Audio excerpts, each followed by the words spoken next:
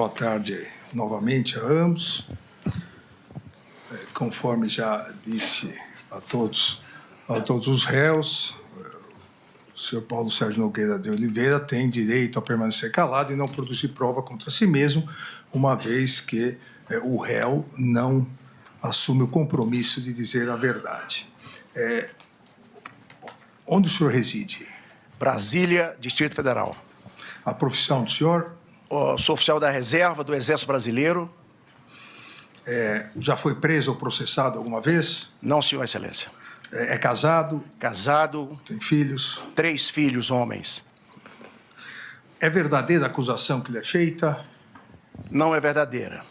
O senhor tem algum motivo particular por achar que foi atribuído esses fatos ao senhor? Não, senhor Excelência, vamos procurar na instrução do processo mostrar o inverso. Conhece as testemunhas que já foram inquiridas? Tem alguma suspeição, impedimento em relação a elas? Não, senhor. Conheço todas, sem problema. Então, vamos dar início às questões e o senhor vai analisando se responde ou não. Relembrando aqui, nos termos de declaração na Polícia Federal, o senhor se reservou o direito constitucional de se manter em silêncio. Sim, senhor.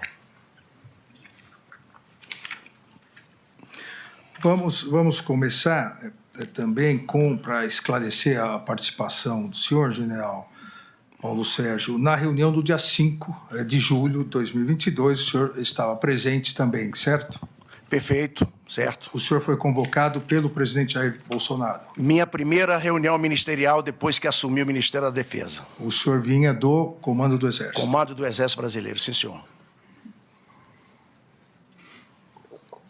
Há alguns trechos aqui que eu vou ler para o senhor, se quiser explicar o contexto das suas declarações. As posições feitas em relação ao TSE, as questões colocadas pelo presidente naquela reunião. Então, o senhor diz, esses comentários aqui, eu peço que fiquem entre a gente. Eu estou aqui muito cioso, como falei antes, justamente porque é uma reunião aberta e que são assuntos muito sensíveis. E prosseguindo na sua fala, em relação a uma suposta desconfiança que o senhor demonstrou em relação ao Tribunal Superior Eleitoral e à Justiça Eleitoral, o senhor diz, entre aspas, muito bem, o TSE ele tem um sistema e o controle do processo eleitoral. Então, como disse o presidente, eles decidem aquilo que possa interessar ou não, e não tem instância superior.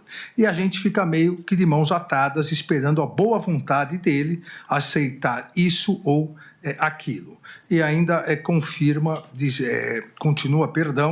dizendo em relação à Comissão de Transparência Eleitoral, entre aspas, é para inglês ver,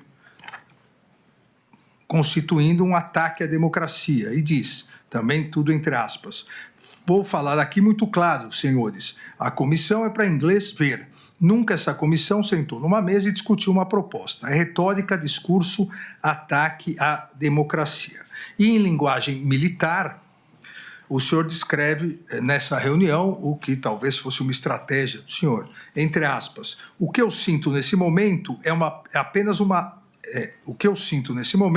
é apenas na linha de contato com o inimigo, ou seja, na guerra a gente, linha de contato, linha de partida. Eu vou romper aqui e iniciar minha operação e vejo as Forças Armadas e o Ministério da Defesa nessa linha de contato.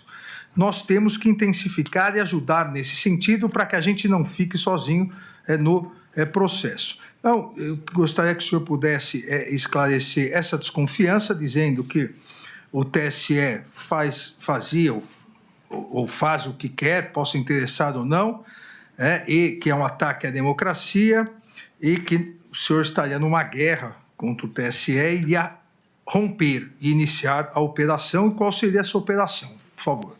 Pois não, senhor ministro Alexandre Moraes, senhor ministro Luiz Fux, senhor doutor Paulo Gonet.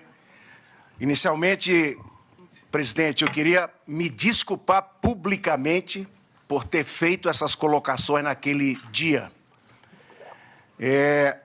Eu tinha assumido o Ministério da Defesa em abril de 22, eu não tinha nem 3 meses de MD. Vinha do Exército Brasileiro. Depois de 47 anos de Exército, talvez com aquela postura de militar, e vendo aos poucos que na defesa as coisas seriam diferentes. E coincide com essa reunião em que eu trato com palavras não adequadas, completamente inadequadas, o trabalho do Tribunal Superior Eleitoral. E mais ainda olhando para Vossa Excelência, porque nós trabalhamos juntos nesse processo. Quando eu vi esse vídeo posteriormente, eu não acreditei. E aí agora eu vou entrar, propriamente dito, na resposta. Naquele momento, o que é que eu sentia? Nós estávamos vivendo a Comissão de Transparência Eleitoral. E eu perguntei ao pessoal, quando fui me assenhorar do trabalho, como é que estava a CTE. E a grande demanda e o pedido dos militares, engenheiros que trabalhavam na CTE, era o contato, a reunião técnica próxima para discutir propostas. Na CTE, eu não vou perder tempo vendo a resolução, tem gente e instituições que... E eu falei para Vossa Excelência isso uma vez, numa reunião nossa, que eu não via efetividade na CTE, de coração. Foram 5 ou 6 reuniões, numa delas tinha 70, 80 pessoas online, virtual, em que cada um falava 5 minutos. E eu pensando, poxa, mas os meus técnicos querem discutir as propostas com os técnicos. E isso não saiu, ou não saía. Depois saiu. E por isso que eu, inadvertidamente, sem razão, disse que a comissão era para inglês ver. Da mesma forma, a linha de partida, a linha de contato. Uma metáfora com as operações militares. Nós, militares, nas academias, nas operações, nós temos os azuis e os vermelhos. Uma linha de partida que é uma linha de contato. Que a gente tem as dificuldades naturais e o desafio de romper aquela linha de partida, prosseguir na operação e conquistar os objetivos. E era exatamente isso que eu queria. Eu queria chegar à reunião técnica com as equipes das Forças Armadas e do Tribunal, para a gente poder discutir efetivamente as propostas. Então, na verdade, foi palavras mal colocadas, dar a entender de chamar o TSE de inimigo, isso jamais, em tempo algum, e depois as coisas melhoraram sensivelmente, o senhor sabe também por quê. E foram inúmeras ações que, a posteriori, foram efetivadas com as Forças Armadas. Só para não ficar dúvida, o senhor pode dizer por que seria? Porque senão cada um pode ter uma conjectura que as coisas melhoraram, por quê? Não, ok, sim, senhor. A assunção de Vossa Excelência à presidência do Tribunal Superior Eleitoral facilitou a minha vida, ponto. E aí eu digo, uma realização para comprovar que a gente melhorou bastante foi o nosso teste de integridade com biometria, que pelo TSE, me lembro daquela reunião, o doutor, que era o chefe da TI, até tinha alguma... Júlio Valente. Isso. Ele mostrava dificuldades logísticas e pela proximidade do pleito. E o senhor disse, não, nós vamos fazer sim. E nós fizemos. O senhor determinou o número de urnas, eu consegui com o senhor quase que triplicar. E nós fizemos. E deu tudo certo. Esse teste, nas eleições do ano passado, 24 foram repetidas. Então, presidente, página virada e vamos em frente. Somente para aqueles que não acompanharam, o teste de integridade é realizado em todas as eleições pelo Tribunal Superior Eleitoral é exatamente uma das formas de auditoria do Tribunal Superior Eleitoral. São sorteados locais, zonas eleitorais, sessões, perdão, eleitorais. O ministro Fux foi presidente também do Tribunal Superior Eleitoral, sabe? Aquelas urnas que já estão lá, elas são imediatamente retiradas, substituídas, colocadas num local com gravação 24 horas por dia, e se faz o teste para verificar exatamente se quem fez o número, apertou o número 1, sai o número 1, o 2 e o 2. Ou seja, estatisticamente comprovando que as urnas estão programadas corretamente. E por sugestão da Comissão das Forças Armadas, que à época era coordenada pelo general Paulo Sérgio, houve a sugestão de se fazer nesse teste de integridade com biometria, também para conferir a biometria, e nós acatamos, o Tribunal Superior Eleitoral, fizemos o teste de integridade com um número de urnas além ainda do que previsto, até por sugestão à época das Forças Armadas, para demonstrar que o Tribunal Superior Eleitoral estava sempre aberto às sugestões, como está hoje na presidência da ministra Carmen Lúcia, e foi uma das importantes sugestões vindas da Comissão das Forças Armadas. Ainda, general, eu nem vou prosseguir, então, aqui em relação ao dia 5, o senhor já esclareceu, acho que o que deveria esclarecer. O senhor tem conhecimento de um arquivo que foi apreendido nas operações da Polícia Celular, um arquivo apreendido no aparelho celular do réu colaborador Mauro Cid, informe de DocX, com o título Bolsonaro, Ministro Defesa 6/11, semifinal DocX, que era endereçado ao general Paulo Sérgio Nogueira de Oliveira, e enviado por Mauro Cid ao general da reserva, também réu Walter Braga Neto. O documento é datado de 5/11/2022 e consistia numa minuta a ser assinada por representantes de partido político com informações sobre supostas fraudes nas urnas. O senhor tem conhecimento desse documento? Senhor ministro, eu nunca tomei conhecimento ou recebi esse documento.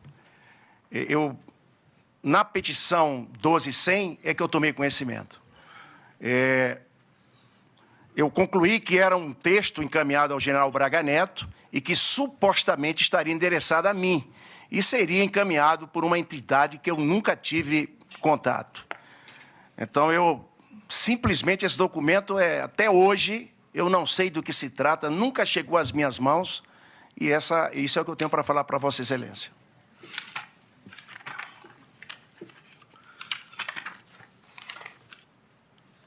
Ainda em relação à sua participação como, digamos, o coordenador da Comissão das Forças Armadas, o senhor se recorda que logo após o primeiro turno foi agendada uma reunião no TSE, foi agendada entre nós uma reunião no TSE, eu como presidente, onde o senhor iria levar o relatório do primeiro turno. E essa reunião depois foi desmarcada e ficou só a apresentação para depois do segundo turno. O senhor se recorda? Eu me recordo de uma reunião e me lembro que eu telefonei, alguma coisa assim, desmarquei, mas eu acho que a gente fez essa reunião logo em seguida. Nós fizemos a reunião, mas sem a apresentação do relatório. O senhor se recorda por que esse relatório acabou não sendo apresentado após o primeiro turno? Sim, senhor. Ministro, o nosso relatório, o relatório das Forças Armadas, é um relatório muito técnico, muito verdadeiro naquilo que o TSE disponibilizou para a equipe trabalhar. O nosso relatório ele foi aprovado pelos 3 comandantes. A EFASEV, eu precisava esclarecer também que a EFASEV, de acordo, a EFASEV é equipe das Forças Armadas de fiscalização do Serviço Eletrônico de Votação. EFASEV, quando eu me referi a EFASEV, é a equipe das Forças Armadas. E a resolução 23673, de dezembro de 21, é quem regula o trabalho da entidade fiscalizadora, a nossa EFASEV. E ela desenvolveu o seu trabalho, mas há uma observação que eu queria deixar bem claro, que é uma confusão, inclusive, que depois vai aparecer no outro assunto. A missão da EFASEV, a atribuição da equipe, que muita gente pensa e pensava, ainda hoje pensa, deve ter aqui 80% desse auditório pensando, que era encontrar ou não encontrar fraude. E o senhor sabe muito bem que era a fiscalização do SEV. E essa fiscalização, ela tinha um padrão, eram 7 etapas, que se desenvolvia junho, julho, agosto, setembro ali, e a equipe trabalhou nessas etapas, verificando algum erro, algum problema, alguma vulnerabilidade e apresentando a oportunidade de melhoria. Então, quando se diz assim, que o relatório das Forças Armadas não acusou fraude, eu considero que não é um dado preciso, porque a missão da equipe era fiscalizar o sistema do início ao final e nada de fraude, porque uma fraude, no meu entendimento também, eu tive que estudar, porque eu não sou técnico, sou oriundo da arma de infantaria, e os engenheiros eram do IME, do ITA, então imagina o que eu tive que fazer para poder dar uma pequena instrução da missão da nossa equipe. Então, para você encontrar uma fraude no sistema, segundo os técnicos, eu teria que fazer uma auditoria pós-eleições, abrir a urna e praticamente pegar o sistema que está dentro daquela urna e decompilar toda para ver se tem alguma coisa. É a única forma, segundo os técnicos me orientaram, de se ver se existe uma fraude naquele sistema. Fraude é uma coisa, crime eleitoral é outra coisa. Então, deixar bem claro que a equipe das Forças Armadas, ela foi responsável pela fiscalização do sistema até o último dia das eleições ali, tá bom? E aí, senhor presidente, durante o primeiro turno, durante a confecção do relatório, durante os trabalhos que foram realizados, o chefe da equipe, ele começou a sentir que não daria para entregar no final do primeiro turno. Senhor presidente, eu gostaria muito de ter entregue ao senhor no primeiro turno, porque eu prometi ao senhor isso daí, e não entreguei. Eu tenho alguns documentos aqui que dizem por que a gente postergou. Eu vou citar primeiro a mensagem do CID para o general Freire Gomes, que foi até tratada ontem aqui num dos tópicos. Deixou o presidente, deixou o general Paulo Sérgio tranquilo com relação ao prazo de entrega, o que vai ser escrito no relatório e assim por diante. O ofício 27616, de 22/10, ele fala no seu terceiro parágrafo o seguinte: no que tange a aspectos técnicos considerados relevantes para conclusões mais precisas, quanto à fiscalização do teste de integridade e da contabilização dos votos, foram identificadas as seguintes oportunidades de melhoria. Aí ele cita as oportunidades de melhoria.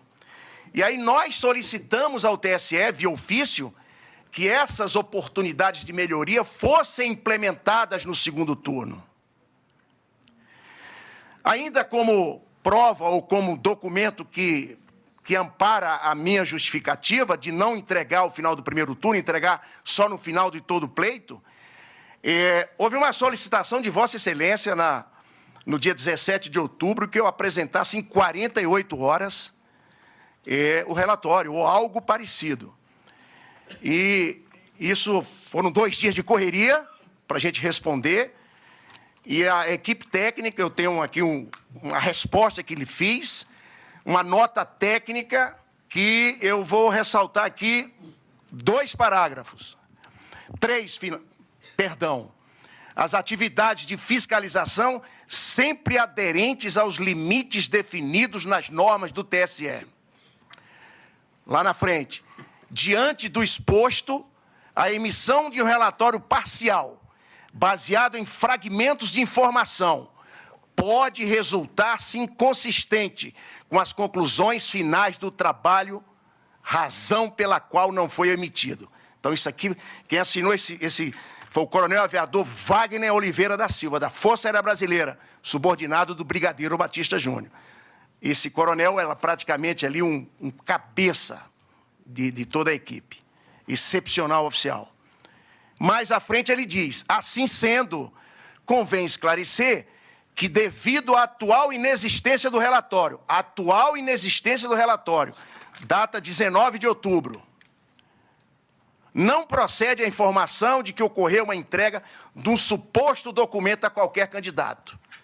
Então havia uma...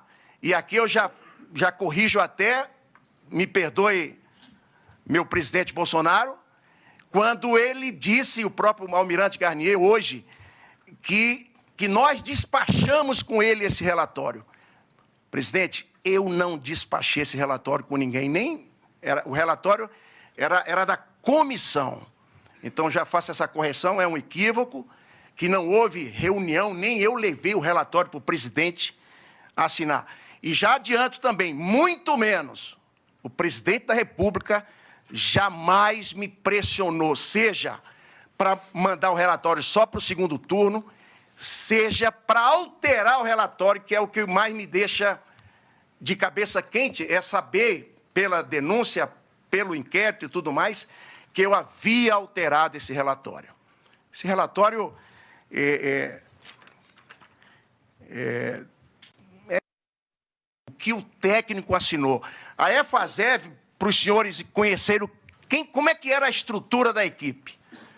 Ministro da Defesa, chefe do Estado-Maior Conjunto das Forças Armadas, general de Laerte, 4 estrelas, descia para o almirante, 2 estrelas.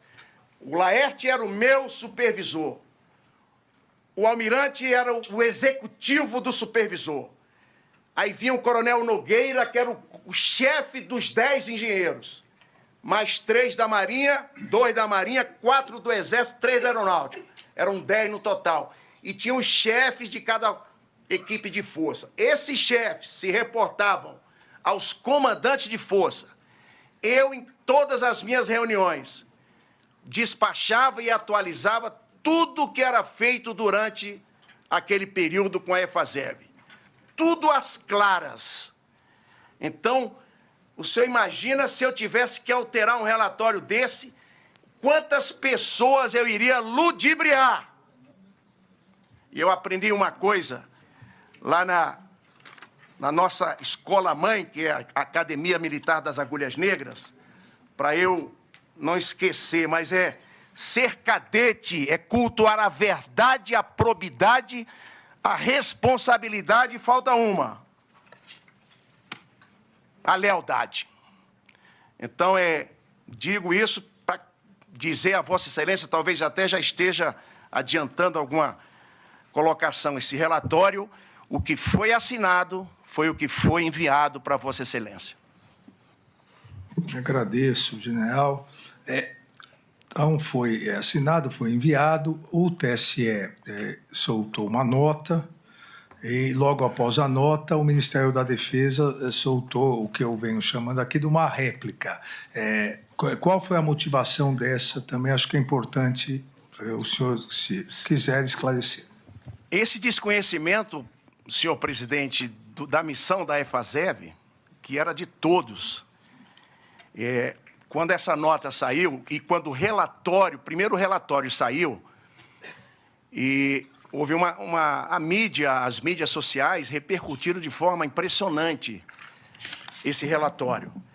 E ficou aquela de teve fraude e não teve fraude, ou seja, relacionando fraude ao relatório. E eu soltei essa nota, eu talvez tenha sido, nas palavras, não fui legal. Nas palavras. Mas eu queria, era exatamente desvincular o relatório com a fraude. E coloquei na nota, o que está na nota está no relatório. Não tem uma palavra diferente com relação quando eu digo possibilidade, vulnerabilidade, é alguma coisa. A nota, vê se você acha a nota para mim, se tiver aí. E eu quis também esclarecer a finalidade da EFASEV. Eu não tive nenhuma intenção de contrariar, de confrontar o TSE ou a própria nota do TSE. Então, se fosse hoje, presidente, eu não teria feito essa nota, ou teria feito um esclarecimento mais ameno para explicar o que fez a EFASEV e dizer: a EFASEV não está aqui para ver fraude. Ela participou de um trabalho de fiscalização. Então, foi essa a motivação dessa nota. Ainda, para encerrarmos, pelo menos da minha parte, essa primeira questão sobre o Tribunal Superior Eleitoral, sobre a retórica por parte de alguns, que é narrado na denúncia da Procuradoria-Geral da República, de fraude às urnas, de deslegitimação da Justiça Eleitoral, há nos autos, e o senhor acompanhou com o seu advogado as testemunhas de acusação, de defesa e os diversos interrogatórios, há a notícia de que o presidente Jair Bolsonaro, e falamos agora, antes do intervalo, recebeu o hacker Delgatti com a deputada Carla Zambelli, com a promessa, segundo consta da deputada, de que o hacker poderia invadir as urnas do Tribunal Superior Eleitoral. E o presidente, o então presidente Jair Bolsonaro, teria ligado, pedido para o senhor recebê-lo. Procede isso? Eu estou entalado com esse assunto, senhor presidente, desde a CPI. Eu estava embarcando para Belém, numa viagem de inspeção, de uma operação que estava acontecendo no Pará.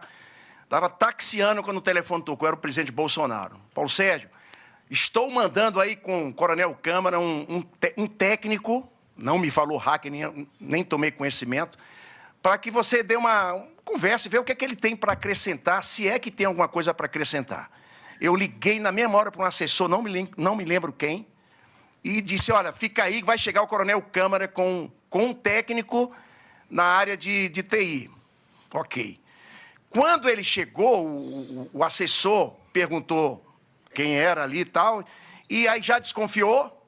Lá tinha uma sala de espera e tinha a sala da equipe. Quando a gente precisava fazer alguma reunião técnica, na sala da equipe. A sala de espera era ali para dar uma segurada, nesse caso, por exemplo. E o coronel Câmara disse para... Eu não estou lembrado de quem foi que recebeu. Esse aí é o hacker, o tal do Walter e tal. Na mesma hora, senhor presidente, o oficial responsável, já imaginando, falou: pô, mas ninguém pode receber esse camarada aqui. Ele não saiu da sala de visita. Esse cidadão teve o descaramento de dizer na CPI que participou de 4 a 5 reuniões no Ministério da Defesa, uma delas comigo, e ainda que o relatório das Forças Armadas era praticamente baseado em ideias dele, que ele tinha nas suas anotações, nos seus planejamentos. Então, é um criminoso, tanto que está aí onde está. Então, essa é a história do hacker Delgatti. Então, ele não foi recebido, foi essa única vez que ele esteve... Única vez que ele esteve lá e não passou 15 minutos dentro do MD. E o senhor chegou a dar esse retorno ao presidente Bolsonaro? Eu não dei eu falei, mas dei ao coronel Câmara. Ali eu fui mais forte ali. Não faça mais isso não, camarada, porque compromete o trabalho e não é por aí. Vamos agora...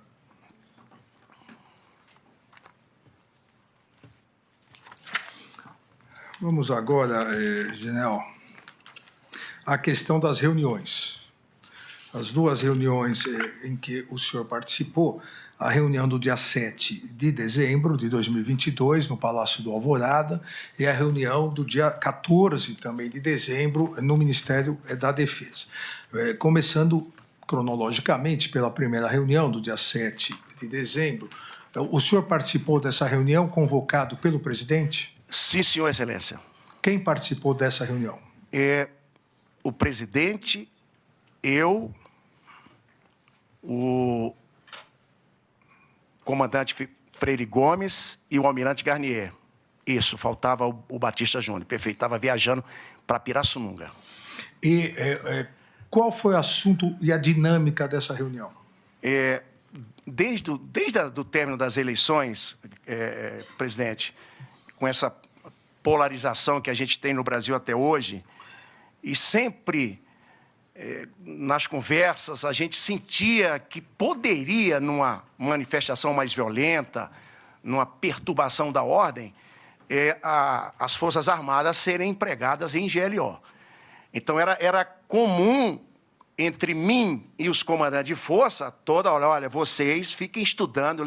Tenho certeza que os comandos operacionais das forças estudaram, os altocomandos também devem ter levantado em suas reuniões essa GLO padrão, legítima, que a gente sabe.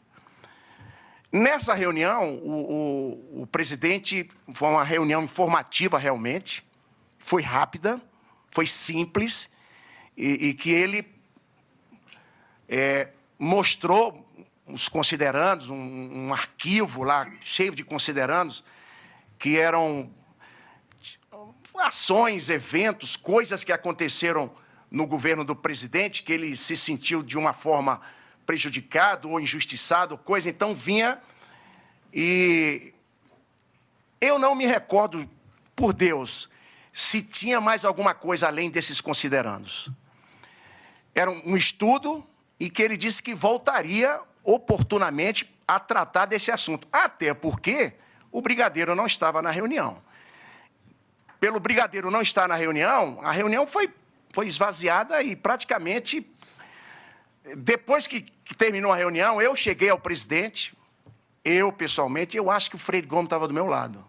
No mesmo dia? No mesmo dia, alertando da seriedade, da gravidade, se ele tivesse pensando em estado de defesa, estado de sítio, a gente conversando ali numa tempestade de ideias, as consequências de uma ação futura que eu imaginava que poderia acontecer se a evolução realmente das coisas fossem em frente. Então, a reunião do dia 7 foi isso aí, praticamente. Presidente, não é isso mesmo. Algum detalhe, por favor. Quem colocou no telão o réu colaborador, Tenente Coronel Cid, ele ingressou nesse? O Cid entrava em qualquer reunião para dar um recado, um papelzinho, alguém está ligando. O Cid era carta branca, a gente entendia e sabia disso, e até usava o Cid. Porra, estou precisando disso aqui, faz isso. Então, o Cid, o papel dele era esse mesmo. Eu, sinceramente, não me recordo da fisionomia, mas alguém que projetou aquilo ali. E eu já me adianto, porque a gente lê os depoimentos e tudo, eu nunca conheci, eu vim conhecer o Felipe Martins por fotografia quando o inquérito, quando a petição apareceu. E não, pelo tamanho, não era o Felipe Martins. E, opinião minha, já adiantando aí o filme, que eu sei que talvez o senhor fosse perguntar, que a gente fica com isso ensaiado na cabeça e acaba antecipando alguma coisa, presidente. E o senhor disse que o senhor, comandante Freire Gomes, encerrada a reunião, foram conversar com o presidente sobre a gravidade dessa situação. A preocupação. Preocupação. Nós saímos dali preocupadíssimos. Ponto. Era isso aí. Era preocupação a partir daquela reunião. E o general Freire Gomes, ele chegou a dizer que um eventual estado de sítio, defesa, podia gerar consequências jurídicas ao presidente, como ele diz no depoimento? em juízo? Nessa reunião de 7, presidente, eu acho que não houve comentário de ninguém, assim, publicamente. Eu não sei se, de repente, no pessoal, no tete-a-tete, houve alguma coisa. Eu, nesse momento, não tenho condição de confirmar esse dado. Uma semana depois, né, do dia 14 de dezembro, aí foi o senhor que convocou os 3 chefes militares, confere? Confere. Antes de entrar nessa reunião, onde teria sido apresentado também um documento, entre o dia 7 e o dia 14, para dar sequência a essa discussão, o senhor voltou a conversar do assunto com o presidente, o então presidente Bolsonaro? Não me recordo. Presidente, naquele período, eu estive com o presidente Bolsonaro muitas vezes.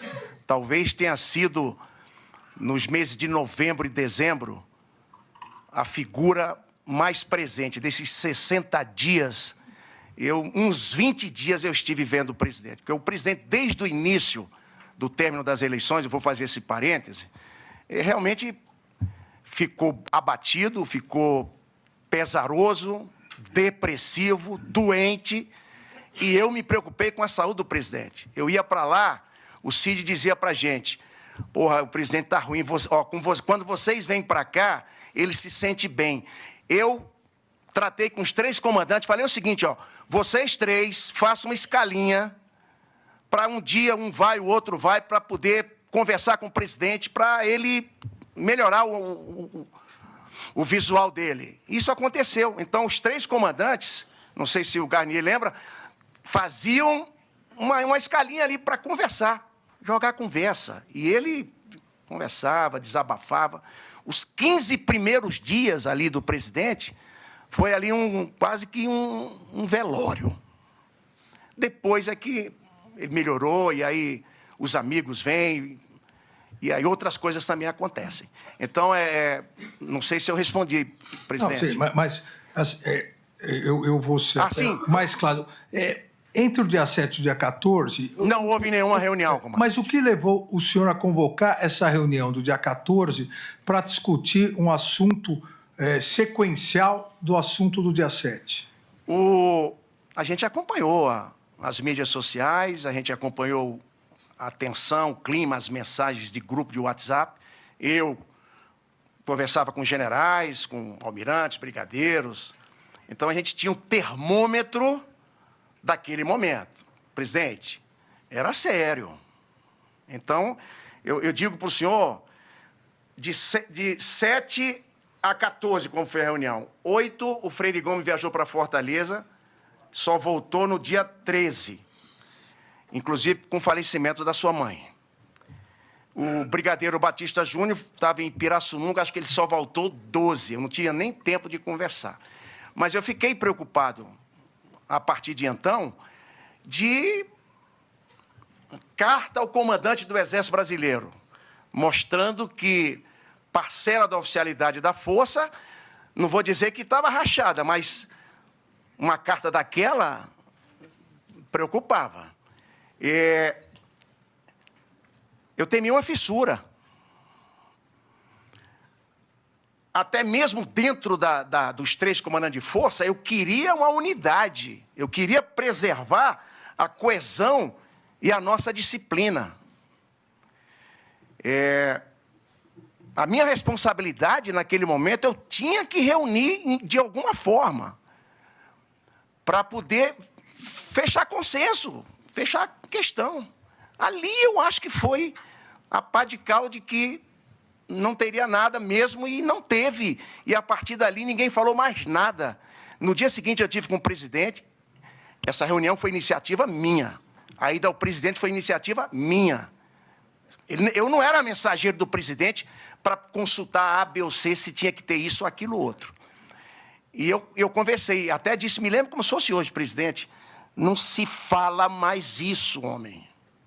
E realmente eu acreditei. A reunião do dia 14 foi exatamente para fechar a questão e não se tocar mais nesse assunto, comandante. Perdão, ministro.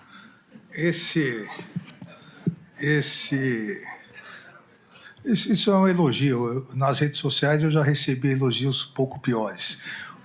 General, então, é muito importante isso que o senhor está dizendo, antes da minha próxima pergunta. Então, entre o dia 7 e o dia 14, pelo que o senhor expôs, o que o senhor disse que piorou, que precisava de coesão, era porque estaria escalando a possibilidade de golpe, é isso? Não, o que eu via e ouvia nas mídias sociais, eu tinha receio de uma liderança levantar o braço ali e sei lá. A gente pensa tudo nesse momento. Eu era o ministro da Defesa. Então, eu estava de fora vendo, às vezes o comandante não enxerga, não estava vendo. E como eu tinha uma excepcional até hoje, porque a gente não perde amigos o grupo General Paulo Sérgio, os 3 comandantes de força com o presidente Bolsonaro, éramos um grupo unido, a gente se reunia, nossas famílias, final de semana e tudo mais. Então, a gente conversava ali o dia a dia sobre tudo. Quando chegou esse período, naturalmente o receio, o medo, a preocupação foi aumentando enfim. Mas o senhor falou me falhou aqui a ideia, mas eu me lembro daqui a pouco, presidente. Eu me lembro daqui a pouco. A reunião do dia 14, então. Dia 14. Quem estava presente? Eu e os 3 comandantes. Era sobre a reunião do dia 14. Então, como foi a dinâmica dessa reunião? Eu tinha tudo isso na minha cabeça para conversar com eles. E tinha outros assuntos. Eu não tratei só disso. Eu tinha passagem de comando das forças, solenidades com a presença do ministro da Defesa, transição, enfim, orçamento. Naquele período, tinha comandante que chegava para mim e dizia: não tenho dinheiro para pagar isso. E a gente ia ao presidente, o presidente ligava para Paulo Guedes e a gente conseguia. Era mais a nossa Força Aérea Brasileira, porque tinha que quitar a compra de combustível, aquele negócio todo. Então, o brigadeiro Batista Júnior, toda semana, me falava desse problema e a gente estava sempre tentando e resolvendo esse problema.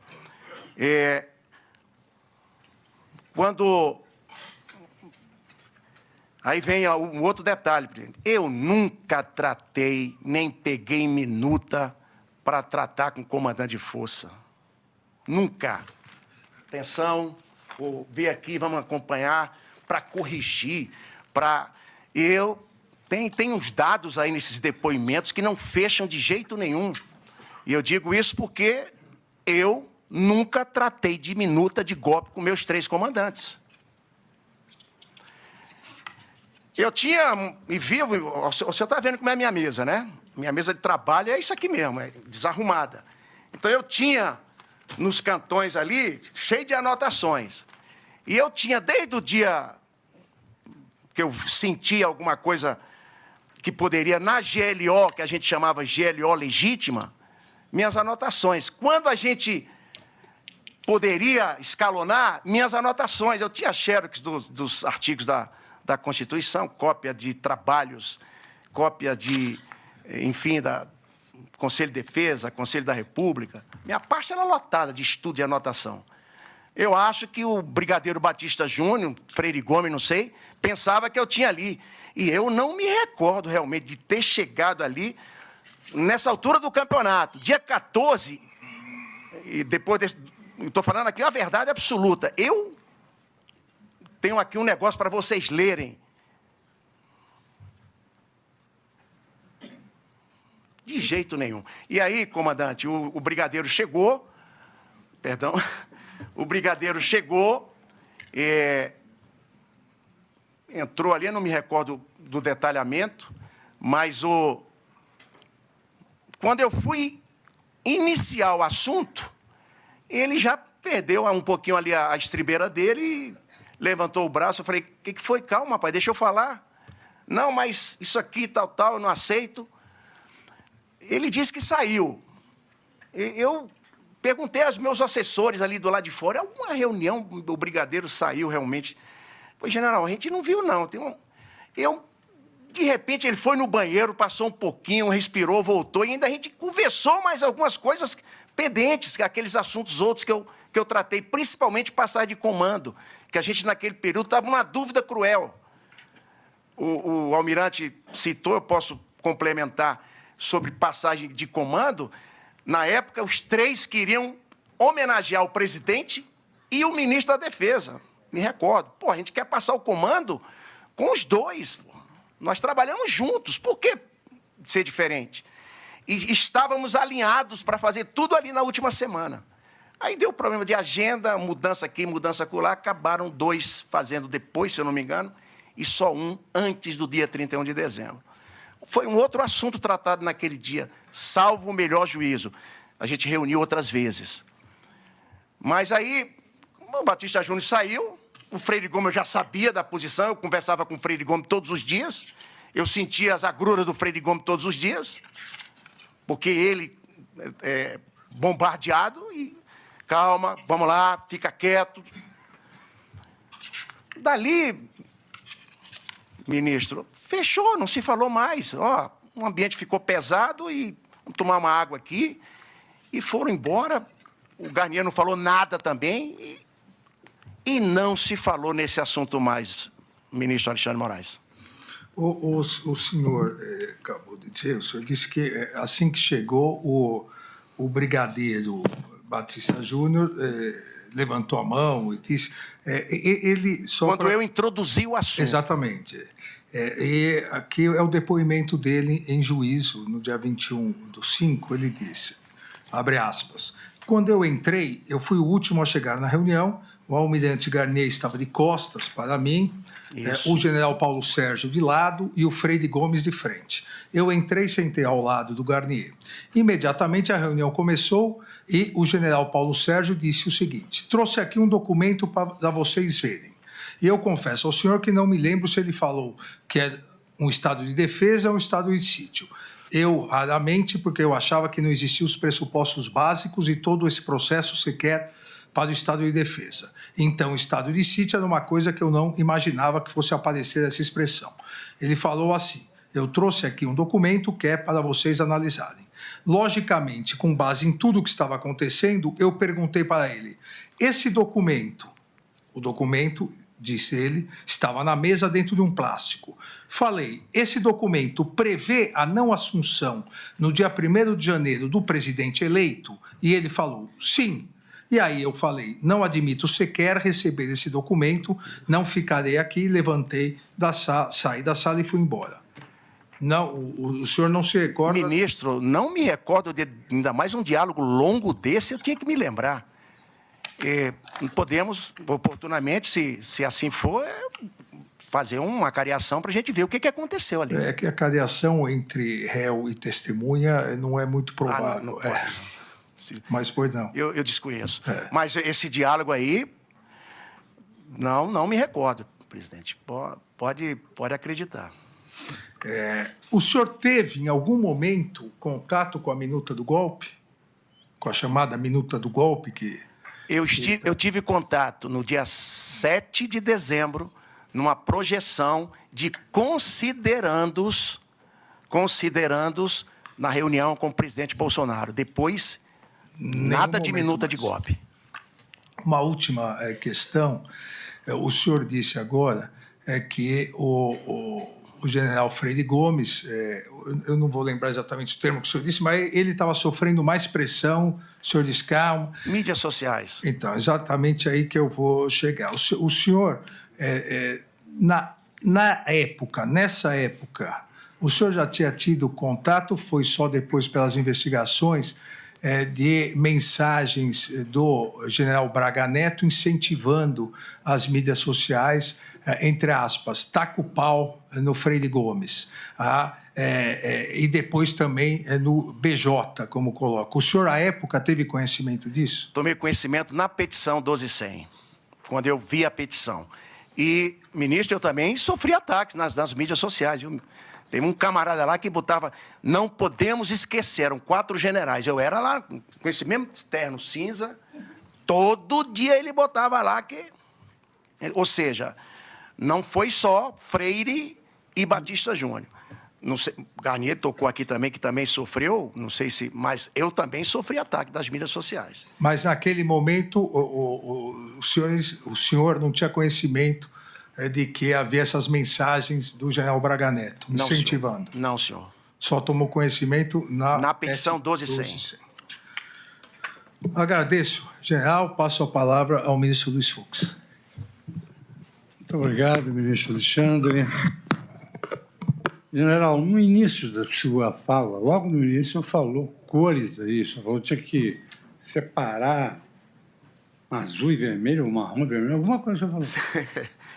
Ministro, numa operação militar, nós temos um terreno e os contendores. Normalmente, numa operação, quando a gente faz no papel, na carta, são os azuis, os amigos, os vermelhos, os inimigos. Então,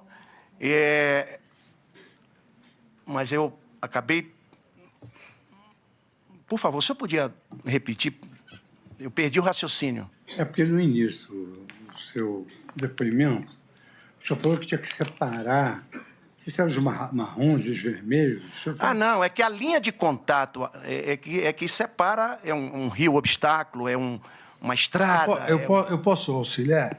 Foi a partir da minha pergunta dos termos que o senhor utilizou Perfeito. Na reunião do dia 5, se referindo ao TSE como inimigo, e falando da linha de contato e da linha de chegada, e o general disse que uns eram azuis, outro vermelhos. Provavelmente eles não seriam os vermelhos, pelo que eu entendi. Mas pode quando eu fiz uma metáfora, quando eu comparei a linha de partida, a linha de contato com o trabalho do TSE com a EFASEV, eu dei a entender, no dia 5, que eu estava tratando o TSE como inimigo. Eu estou dizendo que foram palavras inadequadas, já me desculpei, e o trabalho fluiu, depois dali, fluiu muito. O general Freire tornou pública essa resignação dele, que não ia participar daquilo, ou só quando depois exigiu? O general Freire Gomes, desde o início, sempre foi nessa linha. A gente conversou muito e nós estávamos juntos, ministro, ponto. Há muita unidade, às vezes não há, nas Forças Armadas. Eu queria perguntar ao senhor, porque houve um depoimento que uma das testemunhas do Exército disse que depois passou a sofrer uma certa admoestação de que era melancia. O que é isso? A mídia social tem de tudo, né? Melancia é o quê? Verde por fora e vermelho por dentro. Então, o general Melancia é um general comunista, seria isso. Você entendeu? General,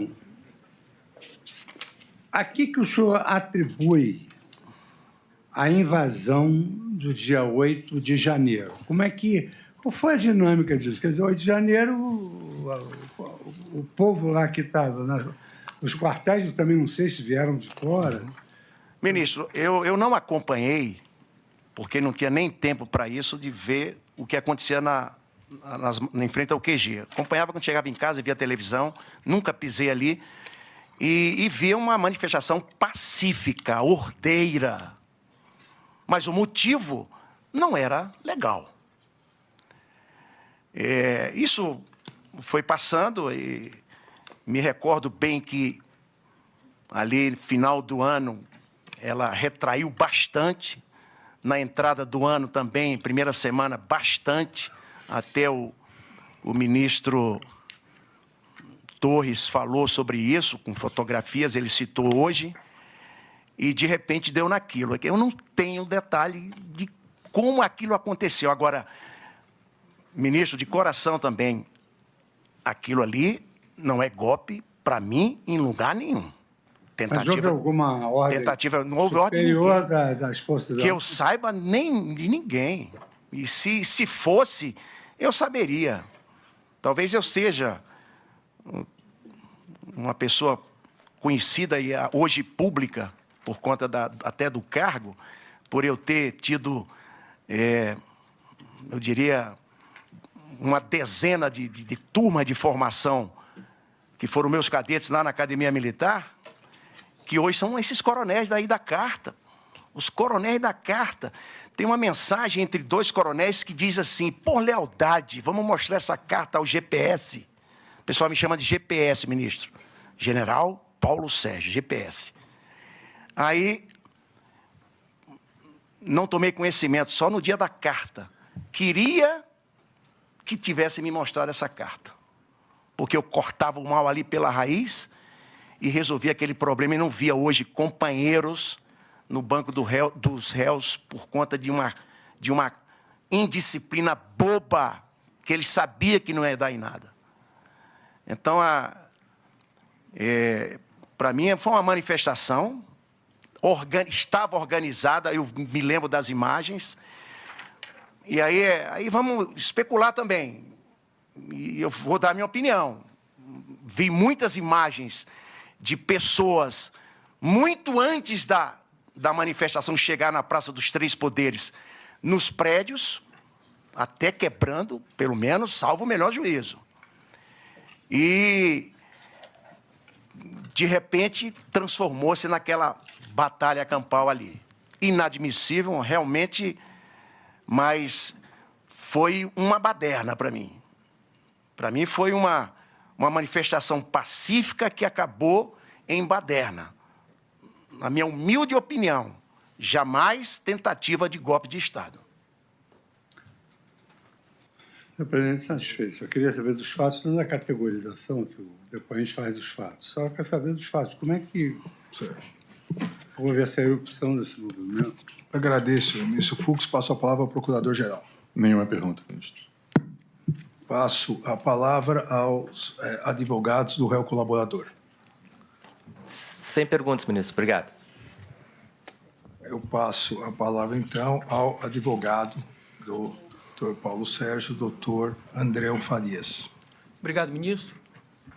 Cumprimentando Vossa Excelência, ministro Fux, eminente procurador-geral e todos que nos acompanham.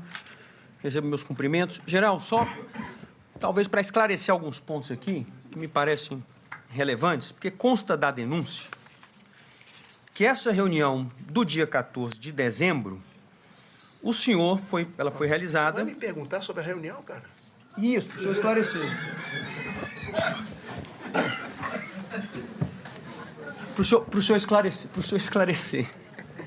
Tá certo. Que essa reunião tinha o intuito de pressionar novamente os militares a aderirem à ressurreição. Isso é o que consta da denúncia do eminente Procurador-Geral da República. Ocorre que, salvo melhor juízo, salvo engano, o brigadeiro Batista Júnior, em seu depoimento, deixou claro que o senhor, ele, brigadeiro Batista Júnior, general Freire Gomes, por diversas vezes, e aí a classificação realizada pelo brigadeiro Batista Júnior, entre GLO legítima e GLO ilegítima, segundo ele, e que buscavam, tinham uma posição clara, inequívoca, e agora é a pergunta, qual era a posição do senhor acerca dessa dita pelo brigadeiro Batista Júnior, GLO ilegítima, se o senhor externou em algum momento essa posição do senhor, deixou claro? André, eu já respondi tudo isso ao nobre presidente Alexandre de Moraes. Certo. Ok? Certo. Obrigado, general. Outro ponto que eu queria tratar com o senhor. Sobre o discurso, que a gente até perguntou para o Coronel Cid, essa questão do discurso. O senhor conseguiria esclarecer para a gente sobre essa questão do discurso? Vou dar Durante, eu não me recordo o prazo, a data, mas dezembro, e conversando com as pessoas, com os comandantes, e nós eu tive a ideia de fazer um pronunciamento à nação. Eu escrevi um discurso com várias ideias, boas ideias, um discurso de pacificação, e levei ao presidente para ele aceitar aquela ideia e tudo. Eu mostrei, li, expliquei, ele entendeu, gostou, ficou de dar uma resposta depois deve ter, claro, decidiu não fazer o pronunciamento. Era uma forma também da gente evitar o que está acontecendo, com certeza evitaria. Então, houve um discurso feito por mim, proposto para o presidente falar à nação, agradecer seus eleitores, concitar o pessoal das manifestações a passar o Natal em casa, enfim. Então, isso é um fato. A pergunta ao Cid ontem foi porque, quando eu tratei com o presidente, e o presidente com muitas atribuições, muita coisa, eu sabia que ele lia pouco, ele não tinha tempo e paciência de ler muita coisa, ainda mais um discurso. E aí eu me lembro que eu saí da sala do presidente, passei na antessala, encontrei o Cid, falei: Cid, está aqui uma cópia, segura isso aqui, lembra ao presidente amanhã para ele dar uma lida nesse discurso aqui, para depois tu me dar um retorno. E coloquei na mão do Cid. O Cid ontem respondeu o que tinha que responder. Ele talvez não tenha visto o teor, mas sabia que era um discurso, no caso, um pronunciamento para falar à nação.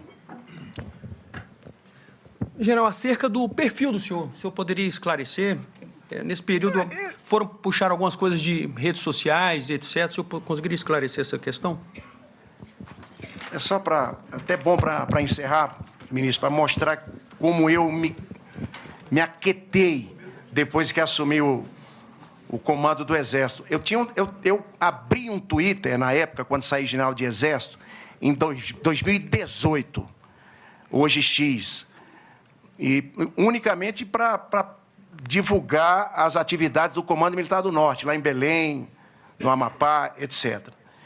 Depois eu vim ser chefe do DGP, cuidando aí da Covid-19 no âmbito da Força, aqui, não só no Brasil inteiro, perdão. E quando eu fui nomeado comandante do Exército pelo presidente Bolsonaro, eu parei. Eu falei: eu vou ficar em silêncio. O Exército já tinha o seu Twitter, e eu era unicamente institucional, nunca polemizei em Twitter, nem gosto disso. Mas por que eu estou ressaltando isso?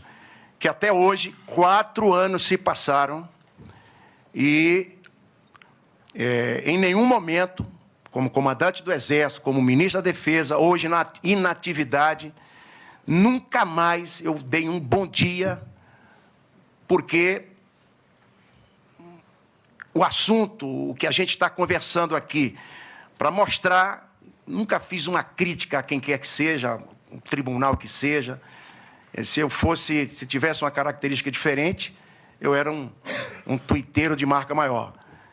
Então, é só para informar que, a pedido aqui do advogado, você não combinou comigo, viu? Mas tudo bem. Era isso aí, presidente. Não, ministro. Satisfeito? Satisfeito, sem mais perguntas.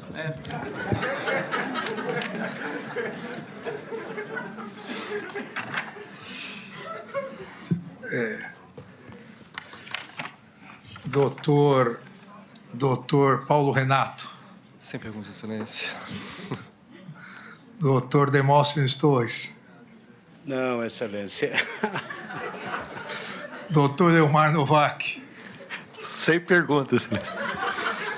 Doutor Matheus Milanês. Grato, mas sem perguntas, excelência. Doutor Celso Vilardi. Doutor Paulo Amador Cunha Bueno.